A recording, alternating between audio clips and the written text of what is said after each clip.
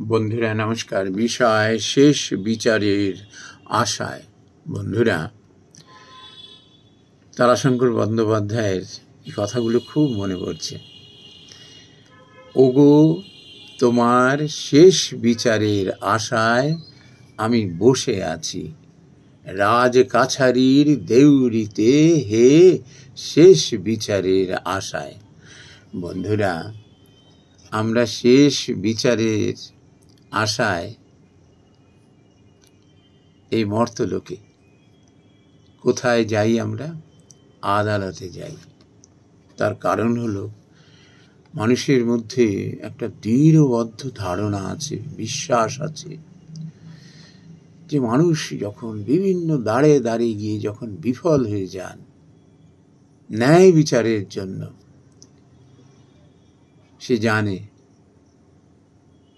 ওই আদালতের দরজায় গিয়ে খটখটালে ন্যায় বিচার পাবই পাব।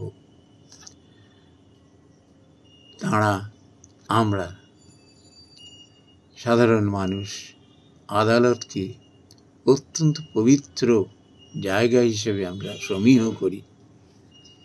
আমরা ওটিকে ভগবানের দরবার হিসেবে মনে করি এবং ওই আদালতে বিচারকের আসন যারা অলঙ্কিত করেন তাদের আমরা মাই লর্ড, মি লর্ড, প্রভু বলে সম্বোধন করি। তার কারণ মানুষের মধ্যে এই বিচারক সম্বন্ধে এমন একটা পবিত্র ধারণা, বিশ্বাস দৃঢ়বদ্ধ হয়ে রয়েছে যে তারা জানেন তিনি ঠিক সত্যকে সত্য এবং মিথ্যাকে মিথ্যা হিসেবে প্রকাশ করে দেবেন এবং ন্যায় বিচার এনে দেবেন।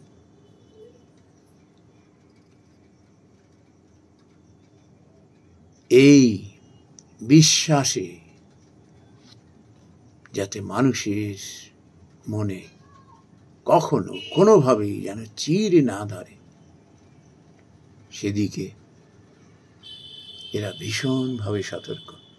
এই সাম্প্রতিক কালে বর্তমানে যিনি সুপ্রিম কোর্টের প্রধান বিচারপতি আছেন, তিনি সকলকে এটি স্মরণ করিয়ে দিয়েছেন যে কোনো অবস্থাতেই যেন মানুষের মনে যেন এরকম যেন ধারণা না আসে যে বিচারটি পক্ষপাত দুষ্ট হয়েছে, ন্যায় বিচার পেলাম না। খবরদার, কোনো অবস্থাতেই যেন মানুষের বিশ্বাসে চির না ধরে, ভীষণভাবে সতর্ক হতে হবে। কেননা মানুষ শেষ বিচারের আশায় এই আদালতে আসেন।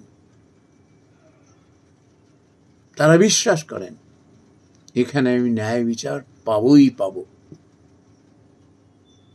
ভগবানের প্রতিনিধি হিসেবে এরা এখানে রয়েছেন।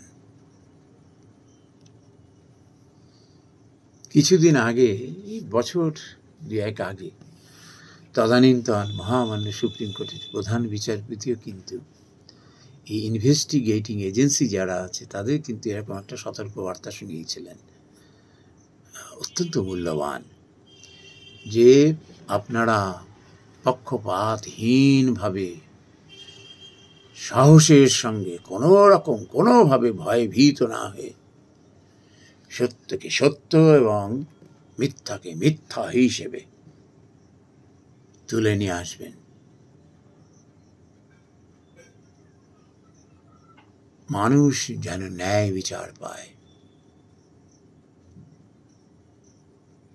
আর যারা অন্যায় করছে তারা যেন পার না পায়। এদের এবং আদালতের সঙ্গে একটা ভারী চমৎকার মেলবন্ধন আছে। এরা প্রাথমিক স্তরে খুব সূক্ষ্ম বিচার বিবেচনা করে পক্ষপাতহীনভাবে নির্ভয়ে সত্যটিকে তারা তুলে আনেন, মিথ্যাটিকে ধরে ফেলেন। এবং যখন মহামান্য আদালতে মহামান্য বিচারকদের কাছে যখন এটি তুলে ধরেন, তখন তাদের কিন্তু বিচার করতে খুব সুবিধা হয়। তারা খুব সহজেই তখন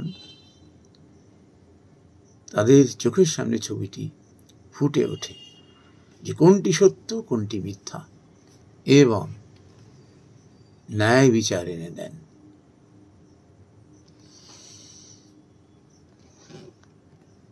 আমাদের শেষ সম্বল কোথায়? এই মর্তলোকে অন্যায় অবিচারের জন্য এই ইনভেস্টিগেটিং এজেন্সি এবং পরে হলো আদালত। আমরা জানি যেখানে গেলে সবাই মুখ ফিরিয়ে নেবে, হয়তো কেউ কেউ হয়তো ঠকাবে, কেউ কেউ হয়তো কপটতা করবে, হয়তো আরো সর্বনাশ করবে। কিন্তু এই আদালতের পবিত্র দরবারে যখন পৌঁছাবো, তখন এখান থেকে ন্যায় বিচার পাবই পাবো।